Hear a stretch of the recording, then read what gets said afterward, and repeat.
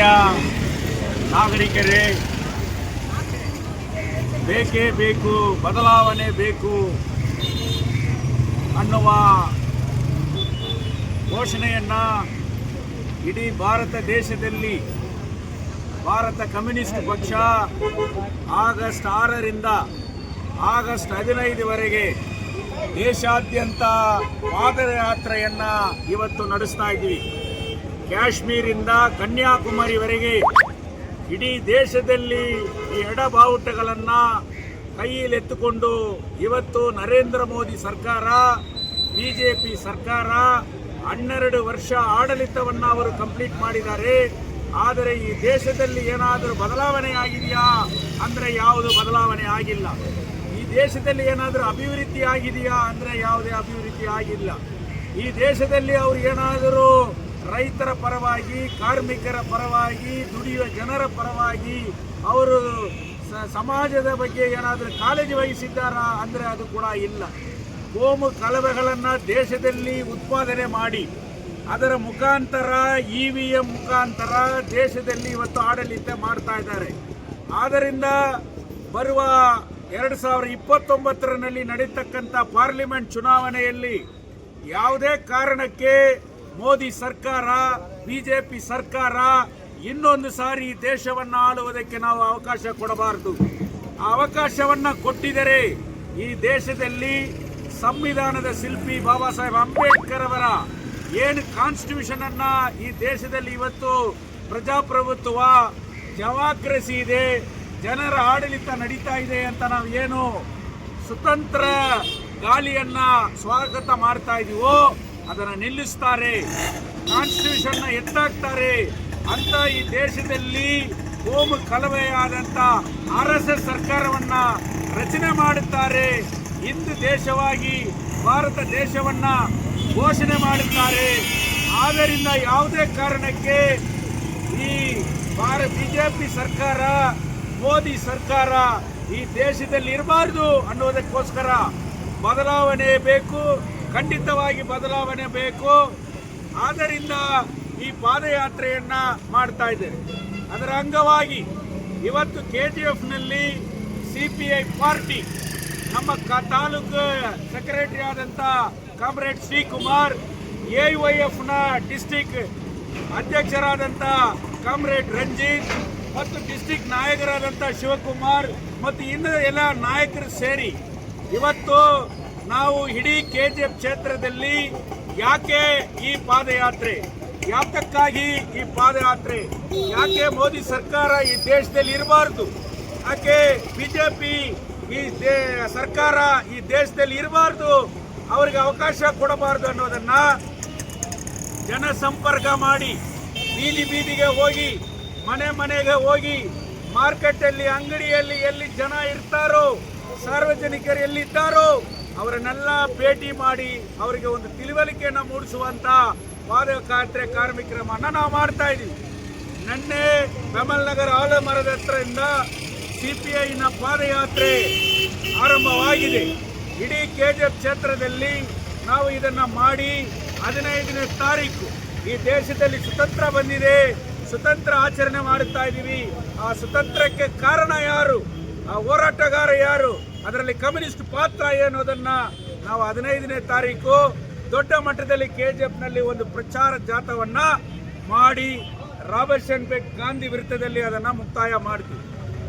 ಸಂಗಾರ್ಥಿಗಳೇ, ಯಾಕೆ BJPಯನ್ನ ನಾವು KGFನಲ್ಲಿ ಸೋಲಿಸಬೇಕಾಗಿದೆ, ಕೋಲಾರ ಜಿಲ್ಲೆಯಲ್ಲಿ ಅವರಿಗೆ ಅವಕಾಶ ನಾವು ಕೊಡಬಾರದು ಅನ್ನುವಾಗ KGFನಲ್ಲಿ ಇರ್ತಕ್ಕಂಥ 2 ಕಣ್ಣು, ಒಂದು ಬೆಮಲ್ ಮತ್ತು BGML, ಇದು ಕೇಂದ್ರ ಸರ್ಕಾರದಲ್ಲಿ ಅಡಿಯಲ್ಲಿ ಇರ್ತಕ್ಕಂಥ ಕಾರ್ಖಾನೆ. ಈ BGMನಲ್ಲಿ ನಾವು ಏನು ವಾಸ ಮಾಡ್ತಾ ಇದ್ದೀವೋ, ನಾವು ಏನು ಮನೆಯಲ್ಲಿ ನಾವು ಉಳ್ಕೊಂಡಿದ್ದೇವೋ, ಏನು ನಾವು KGFನಲ್ಲಿ ಇವತ್ತು ನಾವು ಜೀವಿಸ್ತಾ ಇದ್ದೀವೋ ಇದು ಕೇಂದ್ರ ಸರ್ಕಾರದ ಇರತಕ್ಕಂಥ ಜಾಗದಲ್ಲಿ. ಆದರೆ ಕೇಂದ್ರ ಸರ್ಕಾರ 2014ನಲ್ಲಿ ಬಂದಂತ ಮೋದಿ ಈ ದೇಶದಲ್ಲಿ 2 ಕೋಟಿ ಯುವಕರಿಗೆ ನಾನು ಕೆಲಸ ಕೊಡುತ್ತೇನೆ, 5 ಲಕ್ಷ ರೂಪಾಯಿಯನ್ನ ಪ್ರತಿಯೊಬ್ಬ ಅವರ ಅಕೌಂಟ್ಗೆ ಹಾಕ್ತೇನೆ, ಈ ದೇಶದಲ್ಲಿ ಬದಲಾವಣೆ ಮಾಡುತ್ತೇನೆ, ಇಡೀ ವಿದೇಶದಲ್ಲಿ ಭಾರತವನ್ನು ನೋಡಬೇಕಂತ ಹೇಳಿದರು. ಇಡೀ ವಿದೇಶ ಇವತ್ತು ಭಾರತವನ್ನ ನೋಡ್ತಾ ಇದೆ. ಎಲ್ಲರೂ ಕೂಡ ಉಗಿತಾ ಇದ್ದಾರೆ, ಇವನೇ ಮೋದಿನ ಇಲ್ಲಿ ನಾಶಗಾರನ ಅಂತ ಇವತ್ತು ಮಾಡ್ತಾ ಇದ್ದಾರೆ. ಆದ್ದರಿಂದ KGF ನಲ್ಲಿ ಬರಬೇಕು. ನಾವು KGF ನಲ್ಲಿ 2008ರಲ್ಲಿ ಬಿಜೆಪಿ ಶಾಸಕ ಸಂಪಂಗಿಗೆ ವೋಟ್ ಹಾಕಿದ್ದೇವೆ. 2013ರಲ್ಲಿ ಅವರ ತಾಯಿ ರಾಮಕ್ಕಗೆ ನಾವು MLA ಆಗಿ ಮಾಡಿದ್ದೇವೆ. ಸತತವಾಗಿ 10 ವರ್ಷಗಳ ಕಾಲ KGF ನಲ್ಲಿ ಬಿಜೆಪಿ ಆಡಳಿತ ಇತ್ತು. ಸಂಪಂಗಿ ಮಾಡಿದಂತ ಸಾಧನೆ ಏನು? BGML ನ ವಿಚಾರವನ್ನ ಏನಾದರೂ ಕೇಂದ್ರಕ್ಕೆ ಮುಟ್ಟಿಸಿ ಅದನ್ನ ಏನಾದರೂ ಸಾಲ್ವ್ ಮಾಡಿದ್ರಾ? ಈ ಮನೆಗಳನ್ನ ಸ್ವಂತ ಮಾಡಿದ್ರಾ? ಇಲ್ಲೇನಾದ್ರೂ ಕಾರ್ಖಾನೆ ತಂದಿದ್ರಾ? ಏನು ಮಾಡಿಲ್ಲ. ರಾಮಕ್ಕ ಯಾರು ಅಂತ ಗೊತ್ತಿಲ್ಲ. ಹೆಬ್ಬೆಟ್ಟಿಗೆ ನಾವು ಮತ ನೀಡಿದ್ದೇವೆ ಅಂತ ರಾಮಕ್ಕ 5 ವರ್ಷದ ಆಡಳಿತದಲ್ಲಿ KGF ನಲ್ಲಿ ಏನು ಮಾಡಿದ್ದಾರೆ? ಯಡಿಯೂರಪ್ಪ ಸರ್ಕಾರ ಇತ್ತು, ಏನ್ ಮಾಡಿದ್ದಾರೆ? ಏನು ಮಾಡಿಲ್ಲ. ಬೆಮಲ್ ಕಾರ್ಖಾನೆ ಕೇಂದ್ರ ಬಿಜೆಪಿ ಸರ್ಕಾರದಲ್ಲಿ ಕಂಟ್ರೋಲ್ ಅಲ್ಲಿ ಬರ್ತಾ ಇದೆ. ಬೆಮಲಲ್ಲಿ ಕೆಲಸ ಮಾಡುವಂತ ಯುವಕರು ಯಾರು? ನಮ್ಮ BGML ಮಕ್ಕಳು. BGML ಮನೆಗಳಿಂದ ಹೋಗಿ ಅಲ್ಲಿ ಕೆಲಸ ಮಾಡತಕ್ಕಂತ 5,000 ಯುವ ಜನರು ಅಲ್ಲಿ ಕೆಲಸ ಮಾಡ್ತಾ ಇದ್ದಾರೆ. ಇವತ್ತು ಕಾಂಟ್ರಾಕ್ಟ್ ನಾನ್ ಪರ್ಮನೆಂಟ್ ವರ್ಕರ್ಸ್ ಅಂತ ಇವತ್ತು 2 ವರ್ಷಗಳ ಕಾಲ ಸತತವಾಗಿ ಹೋರಾಟ ಮಾಡ್ತಾ ಇದೆ. ಇವತ್ತಿನ ಅಕ್ಕಿ ಬೆಲೆ ಎಷ್ಟು? 1 ಮೂಟೆ ರೈಸ್ನ ಬೆಲೆ 1 ತಿಂಗಳಲ್ಲಿ 300 ರೂಪಾಯಿ ಇವತ್ತು ಬೆಲೆ ಏರಿಕೆ ಇದೆ. ಇವತ್ತಿನ ಪದಾರ್ಥಗಳ ಬೆಲೆ ಏನು? ಇವತ್ತು ಕೂಲಿ ಏನು? ಒಂದು ದಿವಸ ಆಟೋ ಓಡಿಸತಕ್ಕಂತ ಇವರಿಗೆ ಎಷ್ಟು ಸಂಬಳ ಬರ್ತದೆ? ಕಾಂಟ್ರಾಕ್ಟ್ ಕೆಲಸ ಮಾಡುವವರಿಗೆ ಎಷ್ಟು ಸಂಬಳ ಬರ್ತದೆ? 15,000 ರೂಪಾಯಿ ಸಂಪಾದನೆ ಮಾಡಿ ಇವತ್ತು ಜೀವನ ಮಾಡಕ್ಕಾಗುತ್ತದ? ಪೆಟ್ರೋಲ್ ಬೆಲೆ ಏರಿಕೆ ಮಾಡ್ತಾ ಇದ್ದಾರೆ. ಆದರೆ ಈ ದೇಶದಲ್ಲಿ ಬೆಲೆ ಏರಿಕೆ ಕಡಿಮೆ ಆಗಿಲ್ಲ. ದಲಿತರು ವಾಸ ಮಾಡತಕ್ಕಂಥವರಿಗೆ ಈ ದೇಶದಲ್ಲಿ ಮನೆ ಸ್ವಂತ ಆಗಿಲ್ಲ. ಆದರೆ ಇವತ್ತು ಬೆಲೆ ಏರಿಕೆ ಈ ದೇಶವನ್ನ ನಾಶ ಮಾಡಿ, ಈ ದೇಶದಲ್ಲಿ GST ಅಂತ ಮಾಡಿ, ನಮ್ಮಿಂದ ಟ್ಯಾಕ್ಸ್ ಅನ್ನ ವಸೂಲು ಮಾಡಿ ಇವತ್ತು ಲೂಟಿ ಮಾಡ್ತಾ ಇದಾರಲ್ಲ, ಅಂತ ಮೋದಿ ಸರ್ಕಾರ ಈ ದೇಶದಲ್ಲಿ ಇರಬಾರ್ದು. ಕಾರ್ಮಿಕರ ವಿರೋಧಿ. ಇವತ್ತು ಕಾರ್ಮಿಕರ ವಿರೋಧಿಯಾಗಿ 4 ಕಾನೂನುಗಳನ್ನ ತಂದಿದ್ದಾರೆ. ರೈತರ ವಿರೋಧವಾಗಿ ಇವತ್ತು ಕಾನೂನುಗಳನ್ನ ತರ್ತಾ ಇದ್ದಾರೆ. ನಮ್ಮ ಮಕ್ಕಳು ಡಾಕ್ಟರ್ ಆಗಬಾರ್ದಾ? ನಮ್ಮ ಮಕ್ಕಳು, ಬಡ ಮಕ್ಕಳು ಈ ದೇಶದಲ್ಲಿ ಡಾಕ್ಟರ್ ಆಗಬಾರ್ದಾ? ಯಾಕೆ ನೀಟ್ ಪರೀಕ್ಷೆ ಮಾಡ್ತೀರಾ? ಕಾರ್ಪೊರೇಟ್ ಕಂಪನಿನಲ್ಲಿ ಕಾರ್ಪೊರೇಟ್ನವರು ಇವತ್ತು ನೀಟ್ ಎಕ್ಸಾಮ್ ಬರೀತಾ ಇದ್ದಾರೆ. ಆದ್ರೆ ಒಂದು ಆಟೋ ಓಡಿಸ್ತಕ್ಕಂತ ಅವಳ ಮಗಳು ಯಾಕೆ ಡಾಕ್ಟರ್ ಆಗಬಾರದು? BGML ನಲ್ಲಿ ಕೆಲಸ ಮಾಡಿದಂತವರ ಮಕ್ಕಳು ಒಂದು ಕಾಲದಲ್ಲಿ ಡಾಕ್ಟರ್ ಆದರು. ಆದ್ರೆ ಇವತ್ತು ಯಾಕೆ ಆಗಿಲ್ಲ? ಇಡೀ ದೇಶದಲ್ಲಿ ಯುವ ಜನರು ಜಂದರ್ ಮಂದರ್ನಲ್ಲಿ ಹೋರಾಟ ಮಾಡಿದರು. ನಮಗೆ ಒಳ್ಳೆ ಶಿಕ್ಷಣ ಕೊಡಿ, ನಾವು ಡಾಕ್ಟರ್ ಆಗಬೇಕಂದ್ರೆ ಅವ್ರನ್ನ ಮಿಲಿಟರಿ ಪೊಲೀಸರ ಮುಖಾಂತರ ಇವತ್ತು ಫೈರ್ ಮಾಡಿ ಹೊಡೆದವ್ರನ್ನ ರೌಡಿಗಳಾಗಿ ಮಾಡಿ ಕೇಸ್ಗಳನ್ನ ಹಾಕಿದ್ರು. ಈ ದೇಶವನ್ನ ಆಳ್ತಾ ಇರುವುದು ಜನಪರ ಸರ್ಕಾರನ, ಕೋಮುವಾದಿ ಸರ್ಕಾರನ, RSS ಸರ್ಕಾರನ ಅನ್ನುವುದನ್ನ ಪ್ರಶ್ನೆ ಮಾಡಬೇಕು. ಬಾಬಾ ಸಾಹೇಬ್ ಅಂಬೇಡ್ಕರ್ ಕೊಟ್ಟಿರತಕ್ಕಂತ ಕಾನೂನುಗಳು ಇವತ್ತು ಇಲ್ಲ.